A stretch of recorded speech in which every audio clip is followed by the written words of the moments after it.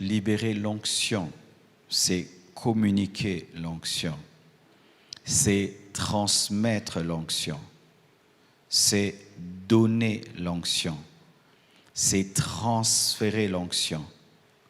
Comment libérer l'onction? Qu'est-ce que libérer l'onction? Quand on dit libérer l'onction, c'est quoi? Romains 1, verset 11 nous dit « Car je désire vous voir pour vous communiquer quelques dons spirituels afin que vous soyez affermis. » Paul désirait voir les Romains pour leur communiquer quelques dons, donner quelques dons.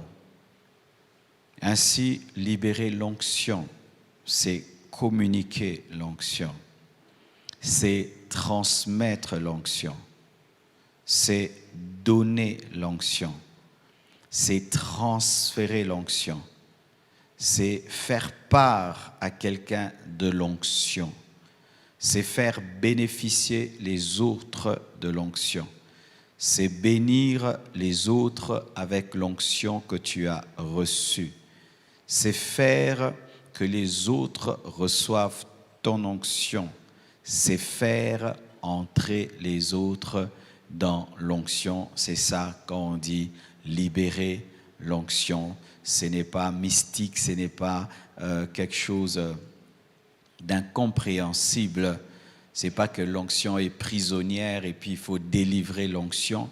Mais c'est une manière de dire communiquer l'onction, transmettre l'onction, donner l'onction, transférer l'onction, faire part de l'onction, faire bénéficier les autres de l'onction, c'est bénir les autres avec l'onction, comme là je suis en train de libérer l'onction, car je vous bénis avec mon onction d'enseignement. Alléluia. C'est faire que les autres reçoivent l'onction, c'est faire entrer les autres dans l'onction. Voici quelques exemples de transmission de l'onction. Nous voyons Jésus qui souffle sur les disciples dans Jean 20, verset 22. Nous sommes à l'étude biblique. Jean 20, 22, un exemple de transfert d'onction, de libération de l'onction. La Bible dit, après ces paroles, il souffla sur eux et leur dit, recevez l'Esprit. Il souffla sur eux et il dit, recevez l'Esprit. C'est un exemple de libération de l'onction. Un autre exemple de la libération de l'onction, c'est Moïse avec Josué. Dans Deutéronome 34, verset 9, la Bible dit « Josué, fils de Nun, était rempli de l'esprit de sagesse, car Moïse avait imposé ses mains sur lui. Les enfants d'Israël lui obéirent et se conformèrent aux ordres que l'Éternel avait donnés à Moïse. » Lorsque Josué devait remplacer Moïse, et pour que Israël obéisse à Josué comme il obéissait à Moïse, la Bible nous dit que Moïse avait imposé les mains à Josué, et quand il lui a imposé les mains, l'esprit de sagesse qui était sur lui est venu également sur Josué, de sorte qu'on obéissait à Josué comme on obéissait à Moïse. Nous voyons là un transfert d'une onction d'autorité et de sagesse. Aussi l'exemple que nous connaissons souvent, Élie et Élisée. L'exemple d'Élisée qui a désiré recevoir le double de l'onction qui était sur Élie dans 2 Rois 2, versets 12 à 15. La Bible dit ceci, « Élisée regardait et criait, « mon père, char d'Israël et sa cavalerie. » Et il ne le vit plus. Saisissant alors ses vêtements, il les déchira en 2 morceaux. Élisée n'avait pas déchiré le manteau d'Élie, il avait déchiré son vêtement pour avoir le manteau d'Élie. Mais il a déchiré parce qu'il avait demandé le double. Donc il fallait qu'il soit déchiré pour recevoir le double. Amen. Car le déchirement de son manteau était le déchirement de son cœur. Il a, par cet acte prophétique, révélé qu'il désirait le double du manteau qui était tombé. C'est pourquoi il déchira le sien. Et quand tu déchires le manteau, tu as 2 manteaux en main pour révéler que lui voulait le double du manteau d'Élie qui était tombé. Amen.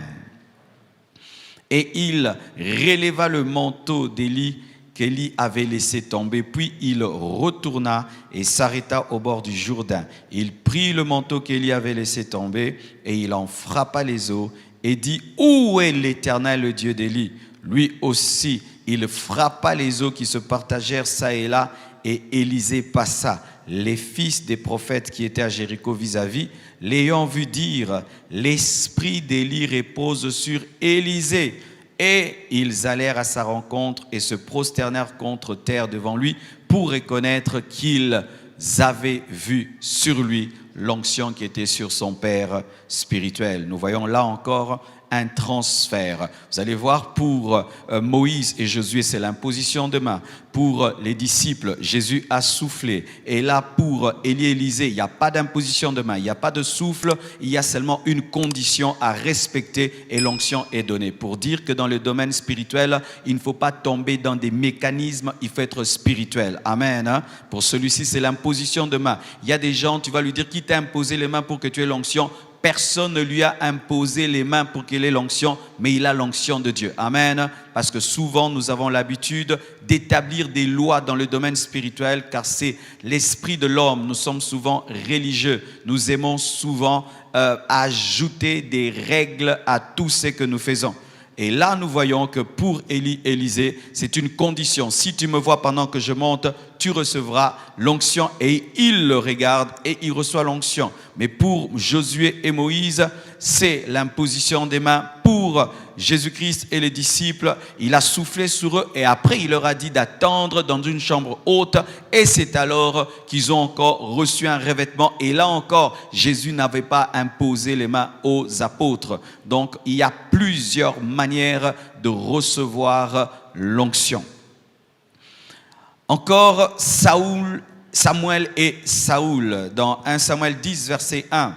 La Bible nous dit: Samuel prit une fiole d'huile qu'il répandit sur la tête de Saoul. Il le baisa et dit: l'Éternel ne t'a-t-il pas oint pour que tu sois le chef de son héritage? Là, il n'y a pas d'imposition de main, il n'y a pas de souffle, il n'y a pas de manteau, mais il y a seulement une huile qui est dans une fiole, qui est répandue sur un homme et directement il devient roi. Amen. Là, c'est l'huile. Mais dans la nouvelle alliance, pour ma part, je ne crois pas qu'on puisse faire des consécrations par l'huile. Je le faisais il y a longtemps, mais plus tu grandis dans la connaissance de la parole, tu veilles à être biblique. Et nulle part dans la nouvelle alliance, nous voyons les apôtres consacrer un serviteur de Dieu par l'huile d'olive. Nous voyons seulement la guérison par l'huile. Là, Jacques dit de guérir les malades par l'onction d'huile, mais ce qui est de consacrer un homme de Dieu par l'huile dans le Nouveau Testament, il n'y a pas de verset biblique pour cela. Amen. Mais il y a des hommes de Dieu qui le font. Je ne vais pas dire que c'est démoniaque, c'est satanique, mais tous les versets qu'ils peuvent donner sont dans l'ancienne alliance. Mais dans la nouvelle alliance, l'ombre qui est l'huile est remplacée par l'esprit. Et ainsi, je ne trouve pas que c'est important dans la nouvelle alliance de oindre lorsqu'on oint un homme de Dieu, parce que lorsque on a libéré Paul, on lui a imposé les mains, c'est tout. Il n'y a pas eu des onctions d'huile. Dans la nouvelle alliance, l'onction d'huile, c'est pour guérir les malades, pas pour oindre les portes, protéger nos maisons, consacrer nos voitures et tout le reste. Ça, c'est nous qui exagérons. Amen. Mais s'il faut être biblique, scripturaire, il n'y a point de verset biblique dans la nouvelle alliance pour consacrer quelqu'un avec l'huile d'onction. Et aussi, nous voyons lorsque Saoul est mort, on remplace Saoul par David. Et dans 1 Samuel 16, versets 12 à 13, la Bible dit: Isaïe l'envoya chercher Or, il était blond, avec des beaux yeux et une belle figure.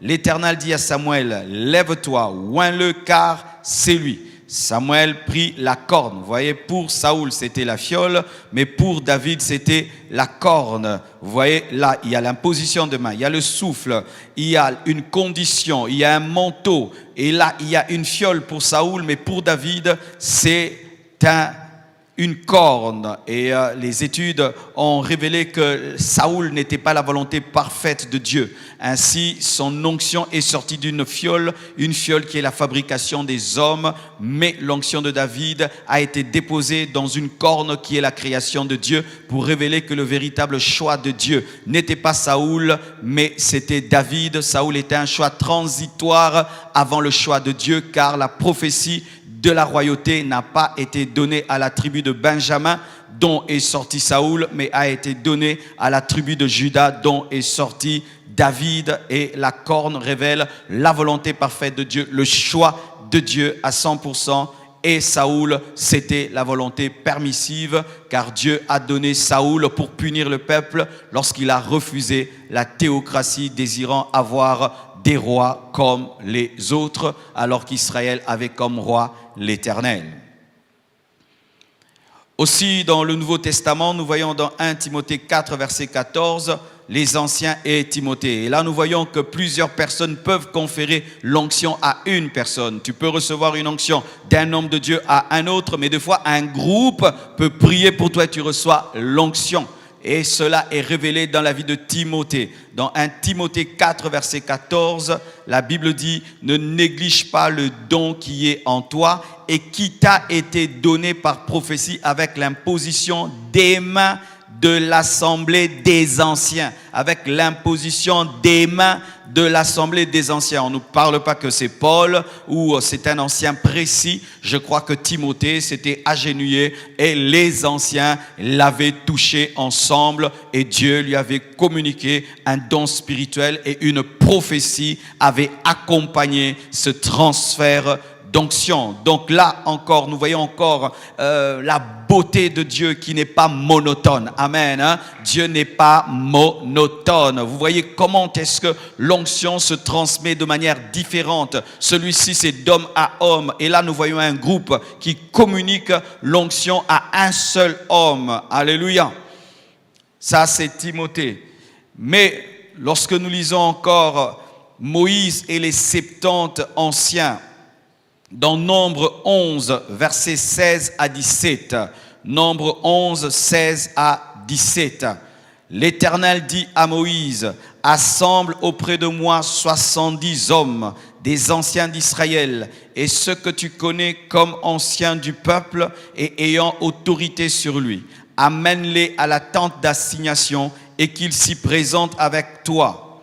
Je descendrai et là je te parlerai, je prendrai de l'esprit qui est sur toi et je le mettrai sur eux afin qu'ils portent avec toi la charge du peuple et que tu ne la portes pas toi seul. » Là maintenant nous voyons un homme qui transfère l'onction à 70 personnes. Mais avec Timothée nous voyons plusieurs hommes qui transfèrent l'onction à une personne. Toujours la diversité de Dieu. Mais là, nous voyons que Moïse n'a pas imposé les mains aux anciens comme il avait imposé les mains à Josué. Là seulement, il se présente devant l'Éternel avec ses anciens et Dieu maintenant prend de l'onction qui est sur Moïse et répand sur les 70 anciens. Leur condition, c'était quoi? Être autour de Moïse et porter le fardeau de Moïse pour recevoir l'onction de Moïse.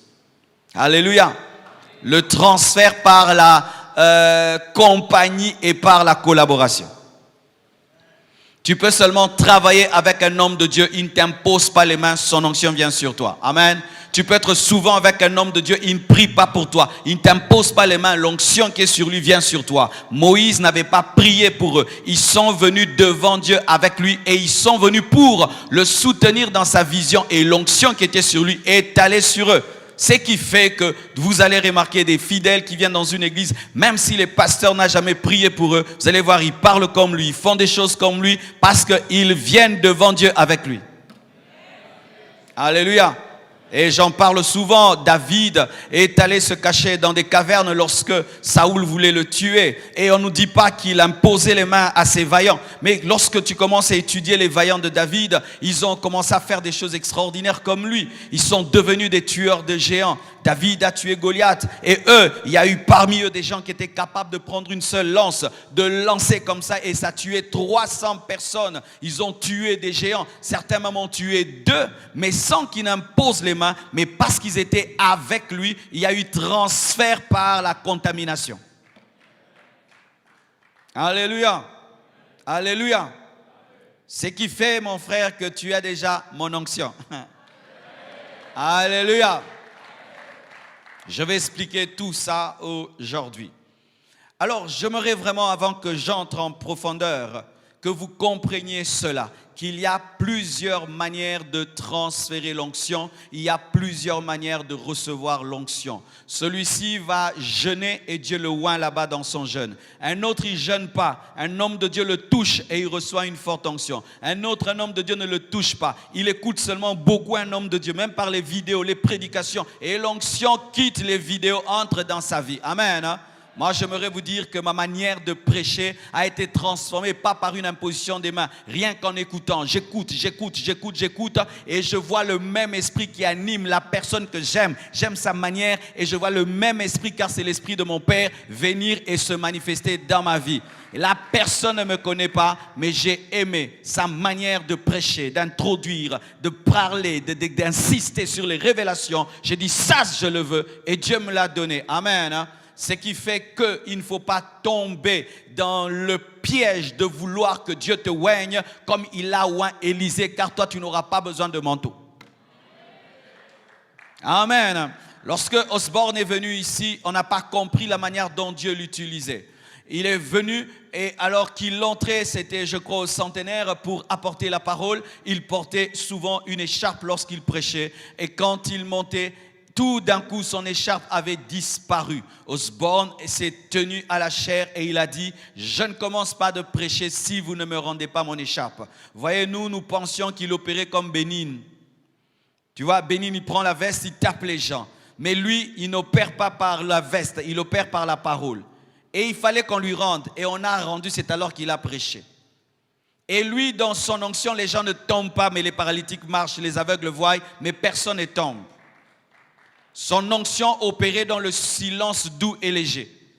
Car vous voyez, lorsque la Bible dit que Dieu s'est révélé à Élie et il n'était pas dans le feu, il n'était pas dans le tremblement, il n'était pas dans le quoi encore, dans le feu, tremblement et dans le souffle, dans le vent, mais il était dans un murmure doux et léger. Ce n'est pas que Dieu ne se manifeste pas dans le feu, ne se manifeste pas dans le vent, ne se manifeste pas dans le tremblement. Mais ce jour-là, Dieu a décidé de se manifester dans le silence, mais ce n'est pas qu'il n'est pas dans le feu. Ce jour-là, il s'est révélé dans le silence. Amen. Hein? Mais il peut se révéler autrement. Alors ça fait quoi? Un jour, tu peux être en contact avec un ministère qui se manifeste dans le feu, et un jour tu rencontres un ministère qui se manifeste dans le silence et tu veux que ce ministère-là opère dans le feu alors que lui opère dans le silence. Tu n'as pas compris. Amen. Hein? C'est-à-dire tu peux entendre un grand homme de Dieu, tu viens, tu penses que vous allez tomber, vous allez crier, vous ne criez pas, vous ne tombez pas, mais il parle, vous changez. Lui, il opère dans le silence. Amen. Hein? C'est ainsi que vous voyez par exemple l'homme de Dieu Oyedepo. Il n'a pas des manifestations terribles. Lui, il parle par la foi et les choses arrivent. Tu ne vas pas lui demander de faire tomber les gens comme Bénin. Et maintenant, ça peut se faire que toi, Dieu t'appelle au feu, tu veux le vent. L'autre Dieu l'appelle au vent, il veut le murmure doux et léger. Tu dois savoir quel est ton appel et comment ton onction fonctionne. Alléluia. Même quand tu te connectes à d'autres ministères, tu dois garder ta particularité. Amen. Hein? J'ai des amis serviteurs de Dieu. Dieu les utilise d'une manière et d'une autre, et Dieu m'utilise à ma manière, et je dois rester moi-même, car la connexion ne doit pas te dévaloriser ni te diminuer, mais au contraire doit renforcer ce que tu es. Alléluia, par ta différence. Vous comprenez ça? Alors vous voyez, Élie et Élisée, c'est une condition. Donc des fois, tu peux être oint par une condition. Une condition, tu n'obéis pas à la condition, tu n'es pas oint. Tu n'obéis pas. Oh, tu travailles à côté d'un homme de Dieu. Il te dit, toi, pour que Dieu te bénisse dans ton appel et tout le reste, tu dois faire ça. Tu ne fais pas ça. Même si tu jeûnes, tu pries comment? Tu n'auras pas l'onction. Tu n'auras pas. Et Élisée pouvait dire, ce vieillard est compliqué. Il me fait traverser des eaux et tout le reste. Je vais aller jeûner 70 jours et Dieu me oindra. Dieu n'allait pas le oindre parce que l'onction n'était pas dans le jeûne. L'onction était dans la condition. Amen. Hein? Il devait être loyal, il devait suivre. La loyauté donne l'onction, la loyauté donne l'onction. Où il y a des gens seulement, ils enlèvent les chaussures des hommes de Dieu. Ils t'en ça qu'ils portent et tout. Et puis il se retrouve, il est oint. Quand est-ce qu'il était oint? Il était oint en suivant Élie. Il était oint en lavant les pieds, en lavant les mains. Il a été oint, il a été oint. Mes frères et sœurs, pensez-vous que quelqu'un peut travailler dans la maison d'un féticheur sans attraper des démons?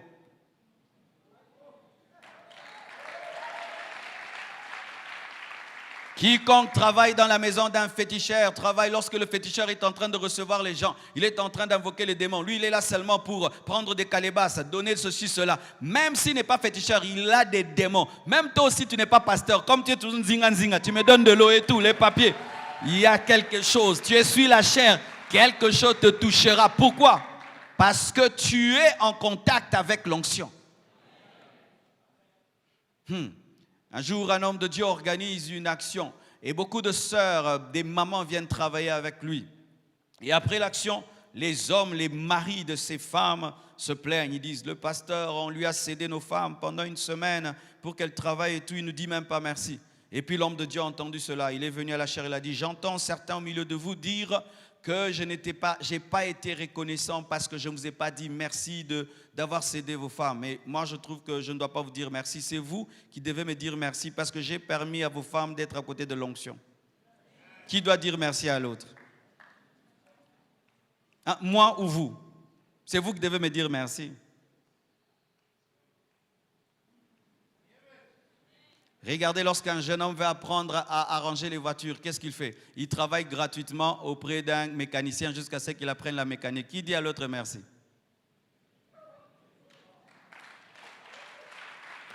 C'est seulement dans l'église que les gens ne comprennent pas. C'est une grâce que tu t'approches à côté de moi. C'est une grâce que tu tiennes, que tu me donnes de l'eau. C'est une grâce que tu tiennes mon sac. Je peux aussi refuser que tu tiennes et que quelqu'un d'autre puisse tenir. C'est une grâce. Car là où je touche, tu touches. Tu sais qu'il y a l'onction là où je touche. Tu conduis ma voiture, il y a l'onction dedans. C'est parce que souvent, vous n'avez pas des yeux.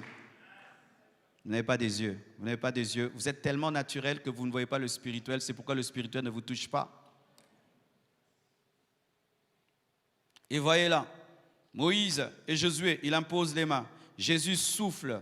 Mais Dieu, dans toute cette diversité, communique une seule chose, l'onction. Amen. Hein?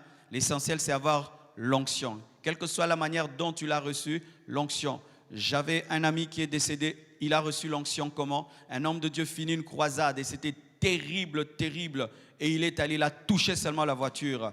Mes frères, il a reçu l'onction.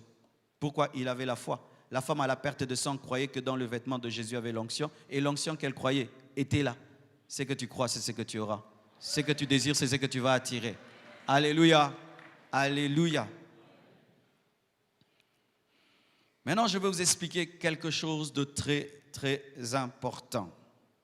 Déjà, par là, vous pouvez savoir ceci, que l'onction est transmissible. L'onction, la puissance de Dieu opère comme l'électricité.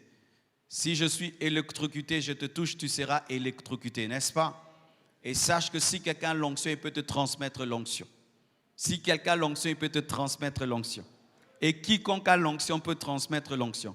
Car quiconque est électrocuté peut électrocuter. Alléluia. Mais maintenant, dans cette transmission de l'onction, il y a des différences. Il y a des manières différentes et des communications différentes. Premièrement, je peux être pasteur, je prie pour toi, tu deviens président. Mon onction, ce n'est pas l'onction présidentielle, mais je te fais devenir ce que je ne suis pas. C'est lorsque je t'aide à entrer dans ton onction par mon onction, et ton onction n'est pas la mienne, mais je t'aide à entrer dans ton onction. Le problème du Congo, c'est que les pasteurs pensent qu'ils doivent engendrer que des pasteurs, alors que tu peux être Samuel, tu engendres un roi, mais tu n'es pas roi.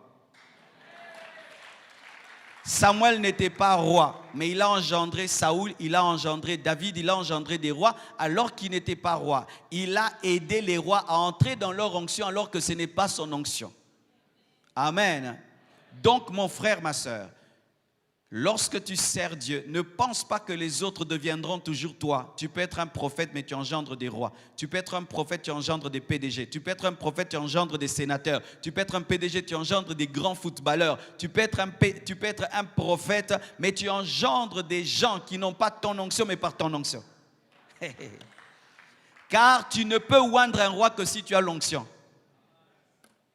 Tu dois avoir l'onction prophétique pour oindre un roi. Même si tu n'es pas roi, tu dois avoir l'onction prophétique pour oindre. Tout oint peut engendrer une autre forme d'onction, mais qui est l'onction.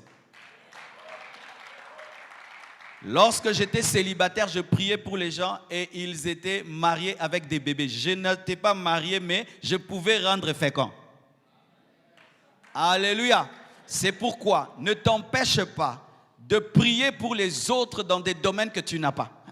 Car des fois, le diable dit, tu n'as pas, tu ne peux pas donner. Oui, je ne peux pas te donner, mais je peux te faire entrer dans ce que je n'ai pas.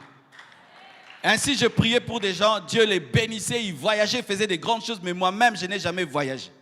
Tu es prophète, mais tu engendres des rois. Amen. Hein? Ce qui fait, mon frère, que je peux te prêcher la parole, mais ce n'est pas que toi, tu vas tout abandonner pour devenir pasteur. Non, toi maintenant, Dieu va te donner l'esprit d'étudier par ma prédication.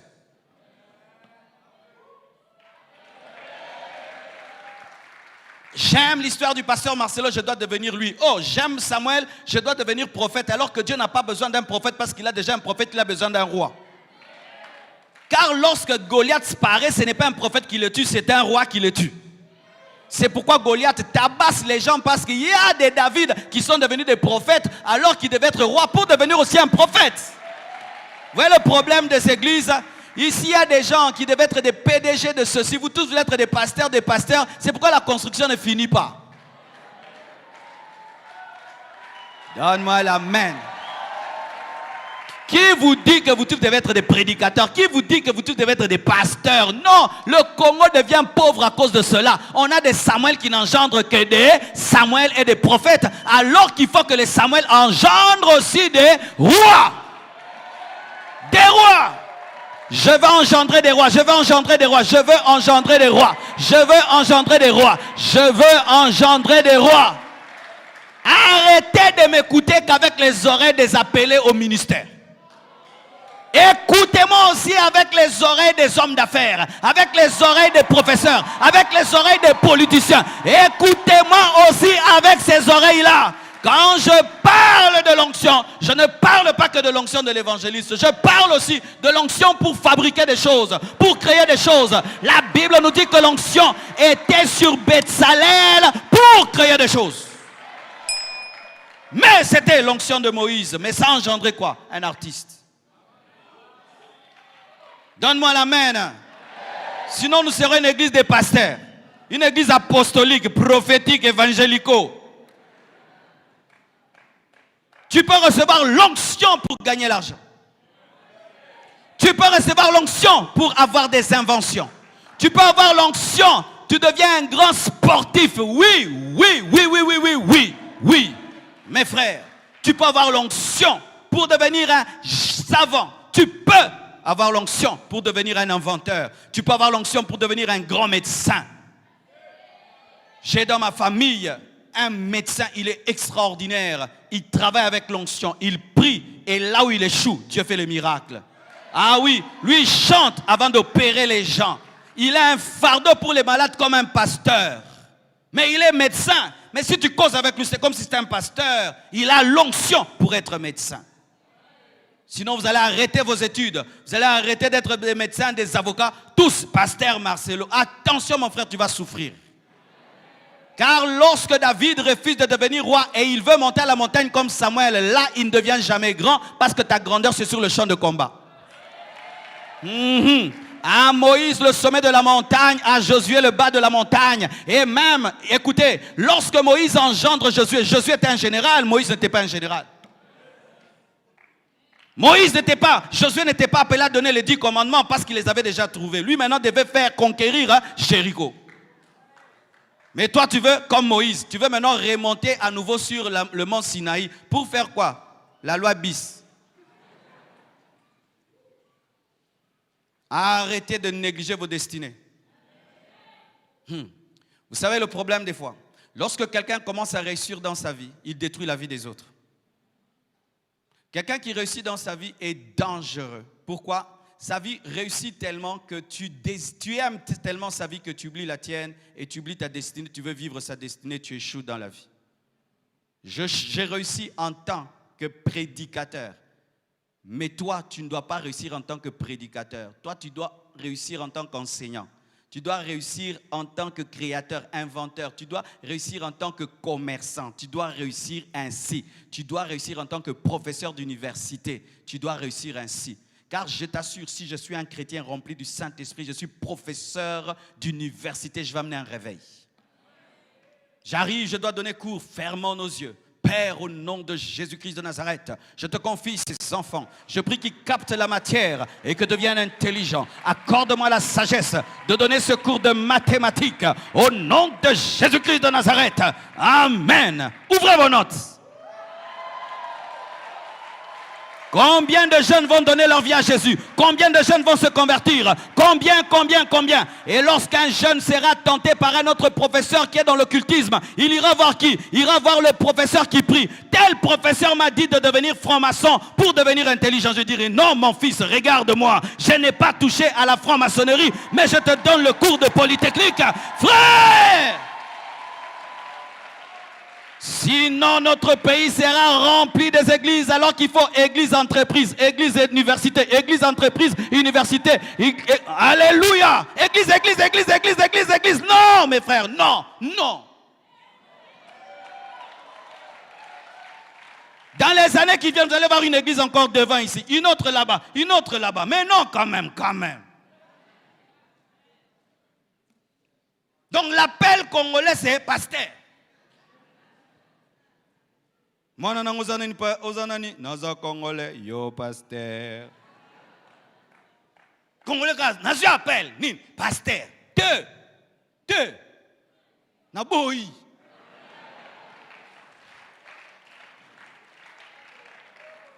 C'est pourquoi la construction tarde.